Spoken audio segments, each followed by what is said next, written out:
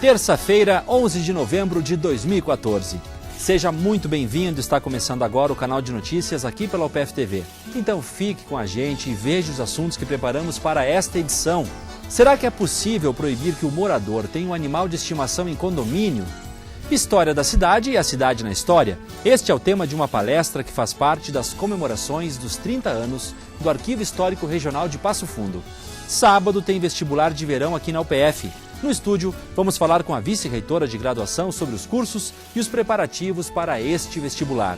E ainda, a Semana da Diversidade, que começa amanhã, quer propor algumas reflexões sobre o movimento LGBT no mundo. Então, continue conosco, porque aqui você já sabe, tem mais conteúdo.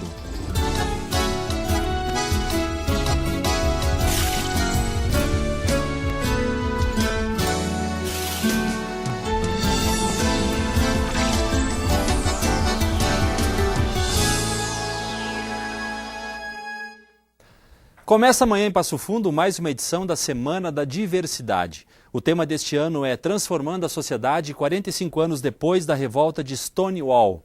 A proposta é uma reflexão sobre questões que influenciaram o movimento LGBT no mundo. O jornalista Fábio Eberhardt tem mais informações. A terceira edição da Semana da Diversidade começa nesta quarta-feira e vai até o dia 15 de novembro, sábado. Uma extensa programação já foi montada. Por isso, nós conversamos agora com o Lucas Boff, que faz parte do Plural Coletivo, que está à frente aí desta ação, para saber, Lucas, qual é o objetivo desta edição. Então, a gente está trazendo a revolta de Stonewall, né, como uma parte da temática desse ano, que foi uma revolta que aconteceu em 1969, em Nova York, no dia 28 de junho, né, onde num bar, Stonewall é o nome do bar, em Nova York, onde as pessoas sexodiversas tinham um pouco de liberdade, um pouco de entretenimento, era o único espaço cedido. E era um lugar onde muitas batidas policiais aconteciam seguidamente. E chegou no dia 28 que a população disse que não iam mais sair daquele espaço, não iam mais ser alvo de batidas policiais, e ocorreu a revolta de Stonewall, que durou em torno de 3 a 5 dias, né? E a gente quer reivindicar um pouco esse passado de luta que o movimento teve, de à noite combater com a polícia a truculência e durante o dia passeatas, manifestações contra a discriminação e preconceito que ocorre todos os dias, né? A gente tem na quarta-feira, amanhã à noite, no auditório do 7, a partir das 7h20, uma atividade sobre a revolta de Stonewall e os movimentos de combate às opressões desde a década de 60 até os dias de hoje, com o professor Douglas, do Sindufs, né, da UFFS de Erechim, e o Andy, que é um militante do Plural, falando um pouco sobre a revolta de Stonewall. Aí na quinta-feira à noite nós teremos uma atividade sobre a AIDS, preconceito e expansão, vai ser no auditório do 7 também, será com uma enfermeira, a Seila, trazendo um pouco dos dados, uma contextualização atual da característica da AIDS, e militantes do Plural, a Júlia e o Andrigo, falando um pouco sobre grupos de risco, um pouco sobre como está o preconceito e a invisibilidade da AIDS no dia de hoje. Na sexta-feira à noite também a gente vai ter no auditório do Fórum, lá no centro, uma atividade sobre as transexuais e travestis, transexualidade, um pouco das pautas delas e um pouco de experiência própria do que elas e eles têm a nos dizer sobre o preconceito que sofrem todos os dias. Vai ser com a Júlia Delamare, com uma assistente social ali em Sobalo, ela é de uma cidade do interior, e a gente vai ter Joey e Anthony, que são de fora também, são 2 transexuais masculinos que vão falar um pouco de sua experiência. Lucas, muitíssimo obrigado. Fica aí o convite para o evento, para a Semana da Diversidade. Voltamos ao estúdio. Devem ser divulgados amanhã os gabaritos da prova do Enem, que aconteceu neste fim de semana. Os resultados individuais da avaliação devem ficar para janeiro do ano que vem, em 2015. O Enem 2014 foi aplicado em 1.700 cidades brasileiras. Teve 8.700.000 inscritos e cerca de 6 milhões que fizeram a prova. E se você foi um deles, quer saber como foi o seu desempenho e outras informações, o canal de acesso é portal.inep.gov.br. Patrimônio, história da cidade e a cidade na história. Esse é o tema de uma palestra que faz parte das comemorações dos 30 anos do Arquivo Histórico Regional e também dos 60 anos do Instituto Histórico de Passo Fundo. E para conversarmos sobre esse assunto, nós estamos recebendo aqui no estúdio a professora da UPF, Ironita Machado, nossa parceira aqui na UPF TV. Professora, seja muito bem-vinda. Muito obrigada, agradeço o convite.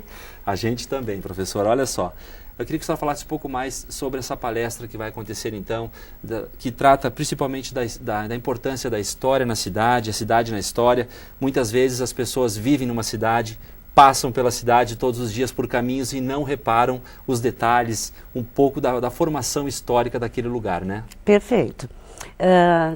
Essa atividade, então, que ocorre agora sexta-feira, dia 14, na Academia Passo Fundo de Letras, ela tem 2 grandes objetivos. O primeiro é fazer o encerramento das atividades de comemoração que você mencionava, do Instituto Histórico e do Arquivo Histórico, que veio se desenvolvendo desde o início do ano, né? Uma data importante para as 2 instituições, a parceria que tem a universidade. E o segundo objetivo, eu já traz no título, né? E você mencionava isso. A cidade na história e a história na cidade. O que isso significa? As ruas, as praças, os prédios, né? Os hábitos cotidianos, as tradições de todas as comunidades, os grupos que aqui estão, eles representam o que é a cidade. Se nós formos refletir o que é a cidade. Pois é. A cidade é uma construção, a construção de quem aqui está, né? Então, quando a gente coloca a história da cidade, é essa perspectiva, né? Por isso, patrimônio e memória. Em todos os espaços e lugares da cidade está marcado de memórias. Memórias de vários tempos, que a gente chama de camadas, né? Convivendo inúmeros tempos juntos.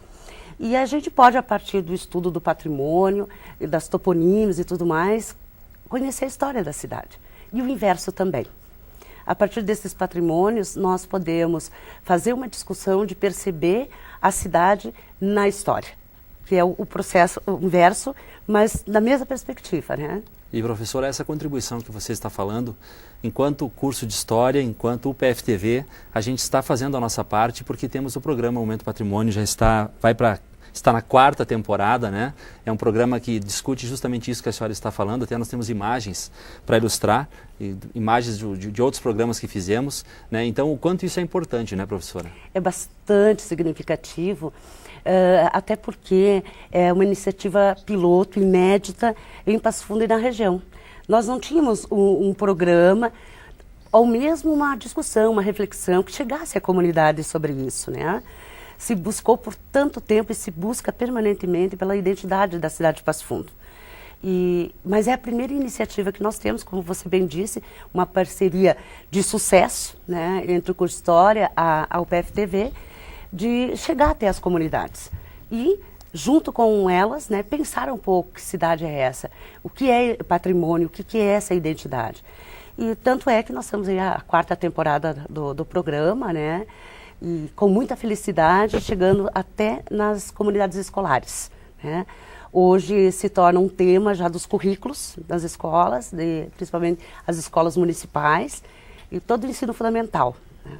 Bastante importante no sentido de que, além dos conteúdos formais, como se diz, passou-se também a olhar, né, para a história dessa cidade, né, para o patrimônio dessa cidade, que é o lugar onde as pessoas vivem, né? E o primordial nisso tudo, né, professora, é a questão da educação. Não tem como você preservar, olhar para um patrimônio, olhar para um prédio histórico, identificar aquilo como algo importante, se você não tiver a educação para interpretar isso. E a educação perpassa até pela seguinte questão, de socializar com as pessoas. O que é esse patrimônio, o que aconteceu aqui, o que significou para o desenvolvimento da cidade. Algo, então, que até então era, digamos assim, desconhecido da maioria. Porque tu dissesse bem, as pessoas elas vão reconhecer e respeitar se elas se sentirem parte.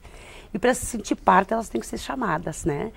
E eu acho que perpassa pelaquela ideia também de uma cidade cuidada, valorizada, e passa pela educação patrimonial, porque, sem dúvida. Às vezes, rapidinho, né, professora, às vezes a questão de dizer que é velho é meio pejorativo, né? Bastante.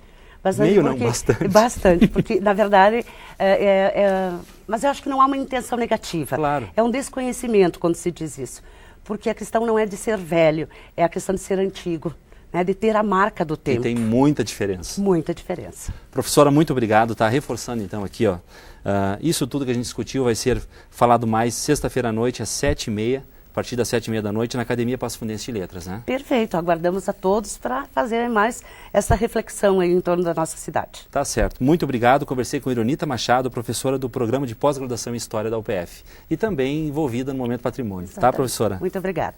Ok. E a UPF Idiomas vai prestar informações sobre como funciona a cidadania italiana. O encontro é no dia 26 deste mês. A UPF Idiomas fica no Campus 3, bem no centro de Passo Fundo. O atendimento é de graça e deve ser agendado no 3632-0220 ou no e-mail que está aparecendo aí na tela. Veja a seguir, sábado tem vestibular de verão aqui na UPF. No estúdio vamos falar com a vice-reitora de graduação sobre os cursos e os preparativos para este vestibular. E ainda, será que é possível proibir que um morador tenha um animal de estimação em condomínios? Isso que a gente vai mostrar no próximo bloco. Eu volto já.